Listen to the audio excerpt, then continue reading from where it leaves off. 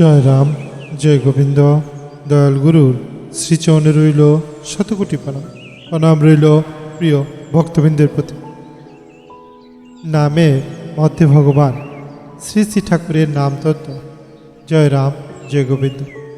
যেখানে নাম সেখানেই ভগবান, সেখানে ভগবান সেখানেই ব্রজভূম। এই গভীর আধ্যাত্মিক সত্যটি আমাদের হৃদয়ে উন্মোচিত করেন শ্রী শ্রী রাম ঠাকুর কথামৃত থেকে।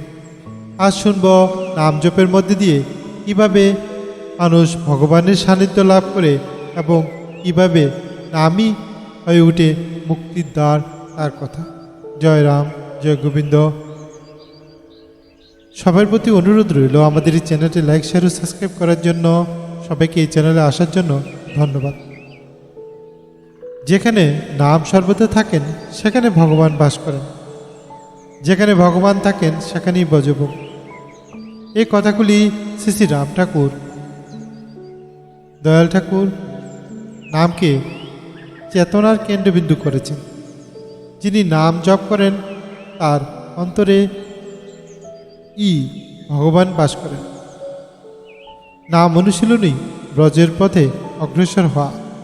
ঠাকুর বলেন, সর্বদা সকল অবস্থায় নামের চিন্তার অভ্যাস করিতে করিতে নামের গান জন্মে। তারপর ধ্যান আসে, অর্থাৎ নামের উদয় হয়। নামে উদয়ে বুদ্ধি অন্যত্র যায় না, এই অবস্থা প্রাপ্ত বলে। যখন নামের সাধক এই প্রাপ্ত অবস্থায় পৌঁছান, নামের ফলে সাধক যখন এই প্রাপ্ত অবস্থায় পৌঁছান, তখন আর কোনো অভাব থাকে না সেই সাধকের। তার দেহের মুক্তি ঘটে, মানসিক ও আধ্যাত্মিক উভয় স্তরের উন্নতি ঘটে এবং মুক্তি ঘটে। এই অবস্থায় পৌঁছানোর আগে ঠাকুর এক গুরুত্বপূর্ণ কথা বলেছেন। তাহাকে ডাকবার আগে অনুরাগ, ভক্তি ও বিশ্বাস আসে না। অর্থাৎ নামযজ্ঞ কেবল মুখের কাজ নয়, হৃদয়ের ইষ্টমূর্তি ধ্যান, শ্রদ্ধা ও প্রেমের সঙ্গে করতে হবে এবং ডাকার সঙ্গে সঙ্গে অনুরাগ, ভক্তি ও বিশ্বাস রাখতে হবে। ঠাকুর বলেন, নাম করার সঙ্গে নামই অর্থাৎ ইষ্টমূর্তি ধ্যান হৃদয়ে করিতে করিতে পট বা প্রতিমার যেমন আছে সেই আকারেই তিনি জীবন্ত ও জ্যোতির্ময় রূপে আকারিত হবেন বা প্রস্ফুটিত হবেন। জয় রাম, জয় গোবিন্দ। যখন এই অবস্থায় ভক্তে পৌঁছান, তখন ভগবান নিজেই পথ প্রদর্শন করেন। যেমন বাসুদেবকে উত্তাল যমুনা পার করিয়েছিলেন, তেমনি তিনিও ভক্তকে জীবনের উত্তাল স্রোত অতিক্রম করে নিরাপদে পৌঁছে দেন। শ্রী শ্রী ঠাকুরের এ বাণী আমাদের শেখায়, ভগবানকে পাওয়া একমাত্র পথ হল নাম করা। নাম কেবল শব্দ নয়, এটি চেতনার প্রবাহ।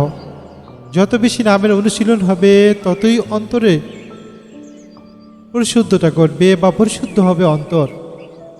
ভগবানের সত্তা হৃদয়ে উদ্ভাসিত হবে। দয়ালগুরুর ভাষা নামই ব্রজভূম, অর্থাৎ যেখানে নাম জাগ্রত সেখানেই ভক্তি, প্রেম ও ঈশ্বরের বাস। জয় রাম, জয় গোবিন্দ।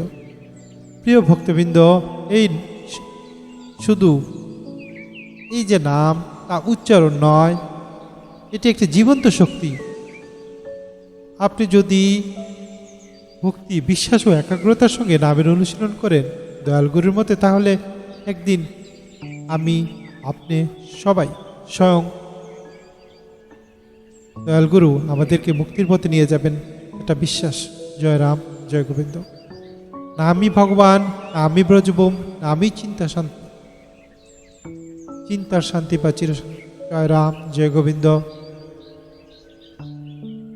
জয় শ্রী রাম ঠাকুরের জয়, জয় শ্রী কবিলনাথের জয়। শ্রী শ্রী রাম ঠাকুর কথামৃত বিন্দু, লেখক শ্রী ব্রজেশ কুমার চৌধুরী। জয় রাম, জয় গোবিন্দ। দয়ালগুরুর আশীর্বাদে জগৎ আলোকিত হোক, দয়ালগুরুর মহিমা জগৎব্যাপী প্রচার হোক। সবাই খুব ভালো থাকবেন। পরবর্তী করাতে আবার দেখা হবে। ততক্ষণ পর্যন্ত আপনি এবং আমরা সবাই খুব ভালো থাকবো, গুরু কৃপায়। জয় রাম, জয় গোবিন্দ।